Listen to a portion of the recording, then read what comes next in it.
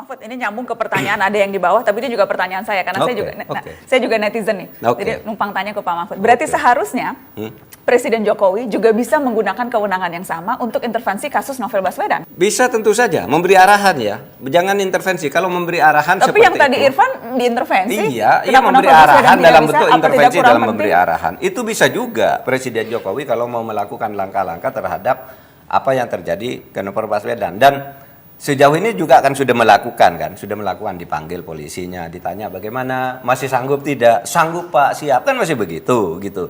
Nah kita lihat per hari ini kan jawabannya begitu, polisi masih sanggup, belum menyatakan menyerah. Kalau nanti sudah menyerah, baru saya turun tangan. Kan begitu Presiden. Anda percaya polisi masih sanggup, Pak Mahfud?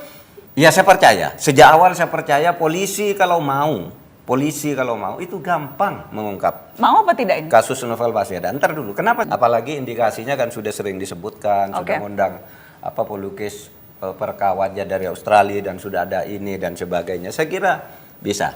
Bisa. Kalau tidak bisa ya bukan Polri namanya. Saya menganggap baik juga kalau Pak Presiden Jokowi itu misalnya memenuhi usul-usul yang disampaikan oleh gerakan pro demokrasi dan penegakan hukum agar dibentuk TGPF yang lebih independen gitu. Anda kan, setuju Pak? itu ya Pak? Oh setuju.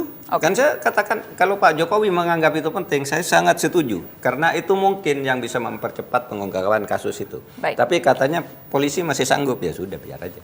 Baik, Pak Mahfud, ini kita ada pertanyaan soal tugas Pak Mahfud sebagai anggota Dewan Pengarah BPIP. Ini pertanyaan dari Imam Udin 771 dari Imam. Mbak Nana tolong sampaikan ke Prof Mahfud, apa saja sih program kerja BPIP, apa produk yang telah dihasilkan selama ini? Gini ya, BPIP itu menurut perpresnya adalah membantu Presiden di dalam merumuskan kebijakan penegakan ideologi Pancasila, merumuskan kebijakan, lalu juga ikut mengeksekusi beberapa kegiatan untuk itu. Nah, oleh karena itu, keliru kalau orang bertanya, misalnya ada orang begini bertanya tanya begini, ketika Lebaran gitu ya, kita ke Lebaran, Anies kan ke istana, lalu disorai oleh pendukung. Lalu pertanyaan netizen, itu kok BPIP diam saja, ada orang tidak Pancasilais begitu. Apa gunanya ada BPIP? Lalu saya jawab, loh, kalau begitu tidak ada kaitannya dengan BPIP, bukan tugas BPIP itu. Kan sama halnya misalnya Jarod pergi ke masjid Atin, lalu diteriaki, apakah saya akan mengatakan apa gunanya Islam gitu? Wong Jarod juga diteriaki juga waktu mau ikut tahlilan Butin di masjid Atin kan. Jadi itu tidak ada kaitannya dengan BPIP. Misalnya ada tuh di Kalimantan Barat ada kerusuhan, di Papua ada kerusuhan, mana tuh? BPIP kok diam aja? Loh, BPIP ini perumus kebijakan, yang menindak itu ada polisi, ada tentara, kemudian ada menteri dalam negeri, ada pemerintah daerah gitu. Kalau BPIP ikut ke situ, berarti BPIP sama dengan presiden dong, kan gitu. Jadi tugasnya begitu, jangan tanyakan hal-hal yang memang bukan wewenangnya gitu. Mau tanya gaji juga ya? Saya sudah tahu. Ya, sudah tahu.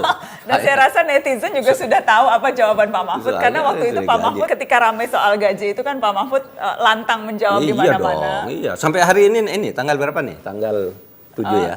Masih tetap ditanya? Bukan, gajinya aja belum ada. Ditanya. Kalau gitu silakan minum dulu Pak.